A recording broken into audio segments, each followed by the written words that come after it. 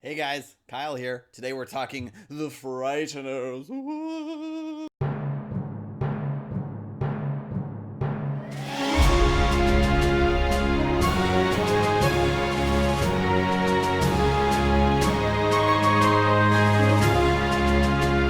Hey guys, Kyle Goethe here from Kyle and Nick on Film on YouTube and GoatFilmReviews.com, and you're watching Why I Love Cinema. Today we're going to talk about another favorite film of mine that I think gets a little bit overlooked, especially when you look at the caliber of people working on it both in front of the camera and behind the camera, and that is Peter Jackson's 1996 film The Frighteners. Yes, Peter Jackson made movies before Lord of the Rings, and many of them were not seen by people. But it's important to note that The Frighteners is the reason we have Lord of the Rings for a number of different notable reasons. He Jackson was noticed by Robert Zemeckis, and who kind of like helped shepherd the Frighteners into actually happening. I think it was originally meant to be a Tales from the Crypt movie, and it was just so strong on its own that there was no reason to add in the Crypt Keeper elements. But also the cost of some of the visual effects work, which was astounding for its time, was so much that Jackson had to spend a lot of money on computers to be able to actually input all of this CG. And he knew after he finished this movie, he was going to have to use that money he spent on these computers to actually create something that would use them and make the purchase worth his while. And so that's when the idea of Lord of the Rings first came to him. So we probably wouldn't have Lord of the Rings, at least not in the way that we have it now, if not for a film like The Frighteners. The film holds a 63% on Rotten Tomatoes, which is in the fresh area, but it's kind of middling a little bit. The big reason why I want to talk about it is because I think it was overlooked by most fans of kind of the genre fiction, the genre that it's in. The film had a $26 million budget, and it made $29.3 million. So again, as we've talked about before, it means the film actually did lose money. Oh, hey, Spike. Got Spike in the house here. So we're going to talk a little bit about like the 5 things I love about this movie, the 5 things I love most about this movie, and then jump into some trivia with our time remaining there as well. So, stay with us. We'll have fun with doing it. So, for those who don't know, the film's plot is fairly simplistic. It's a man, Frank Bannister, played by Michael J. Fox, who can communicate with the dead, but he uses his ability to con people. Basically like sending his ghost friends to cause mischief so that he can rid the house. He can bust some ghosts. Oh, come on. And things, are kind of going well for him in the sense that he's not really reaching his potential. He's not really doing what he's capable of doing. But then he comes across a being that appears to be the Grim Reaper, picking people off in a small town, that may have ties to his background and how he got his abilities. And I don't want to get into more than that because I think the film does have some spoiler territory that I think would be more fun to reveal while watching the film. But we'll cover the 5 reasons why I absolutely adore this film. Now let's just start it right off. Number 1, reason why I love The Frighteners is Michael J. Fox as Frank Bannister.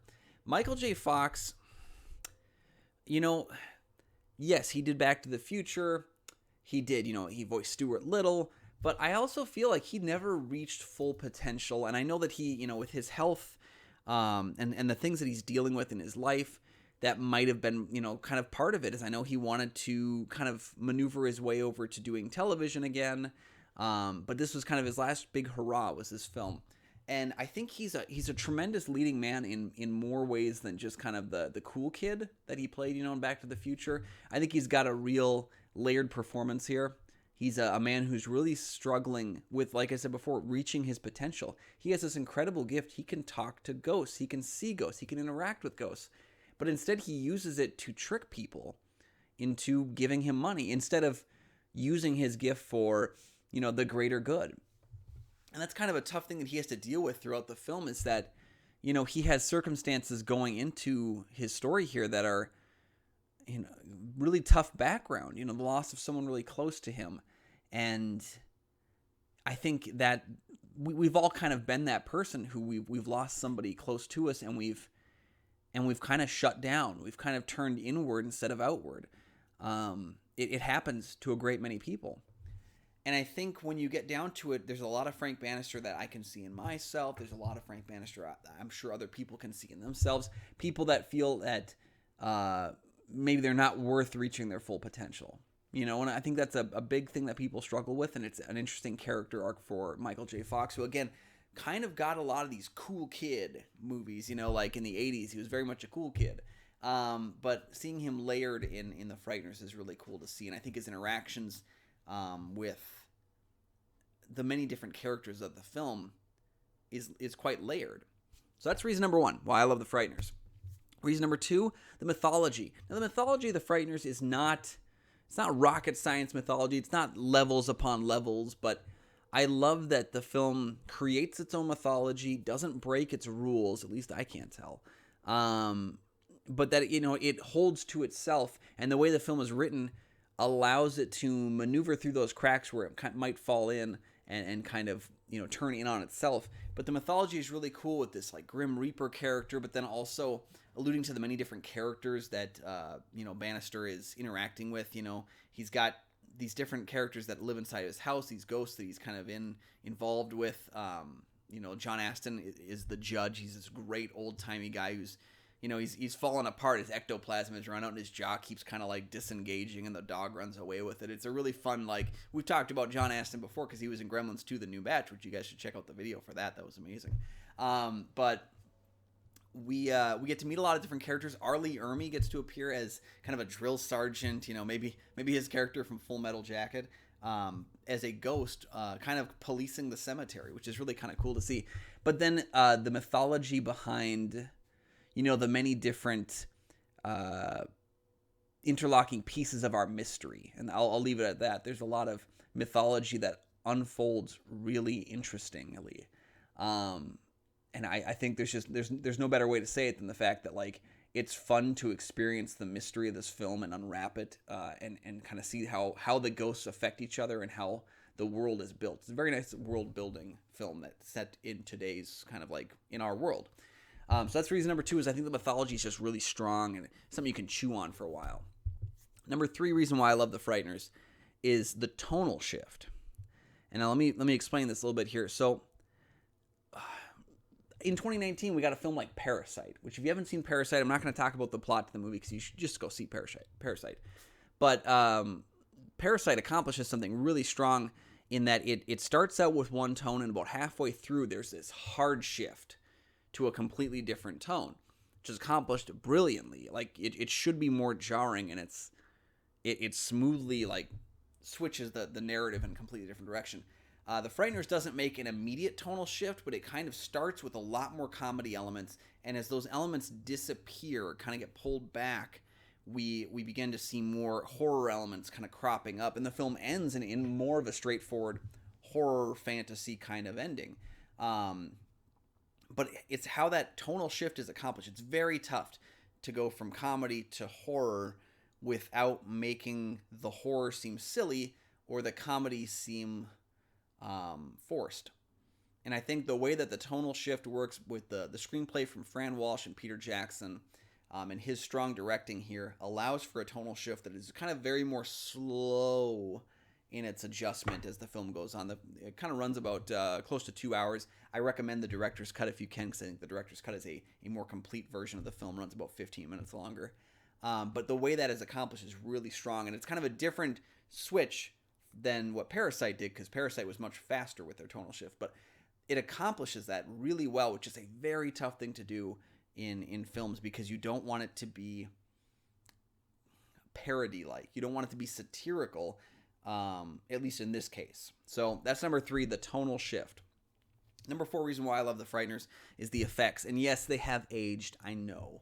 But for its time, a lot of effects work was invented for The Frighteners that we would later get used in a lot of other films that we use today.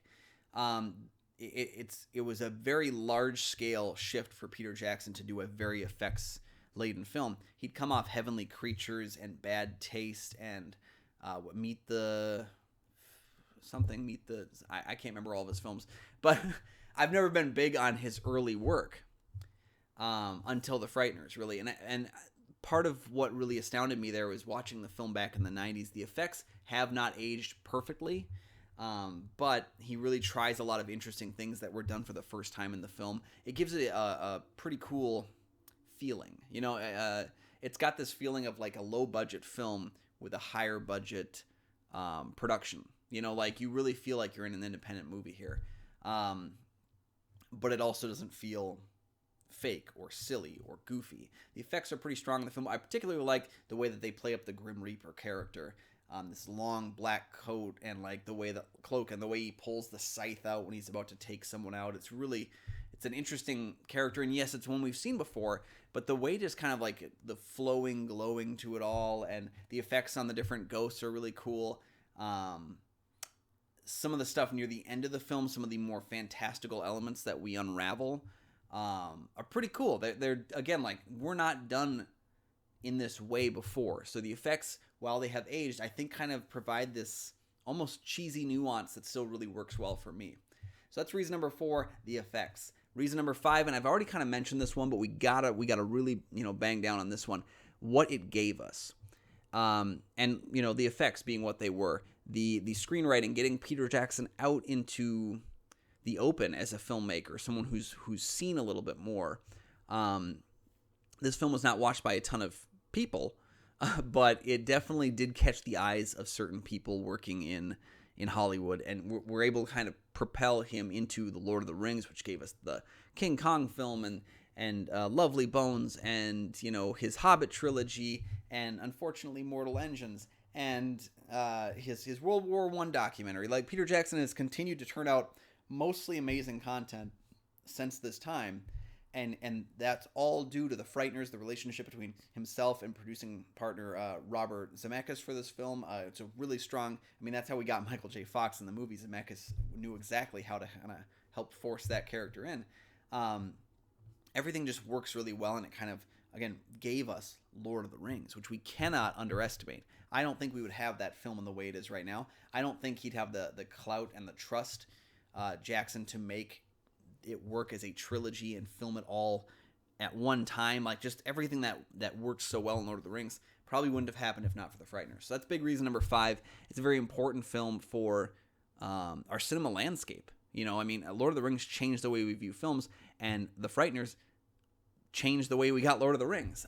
So reason number 5, what it gave us is really important. So those are the 5 reasons why I love The Frighteners. I got a whole lot more than that, but we're just going to leave it at 5 for now. So again, Michael J. Fox, leading man, Frank Bannister, really strong reason number 1. Reason number 2, the strong mythology of the film and how it's not overdone. It's not like, overcomplicated. It's a very simple mythology, but it works really well given the rules that are established.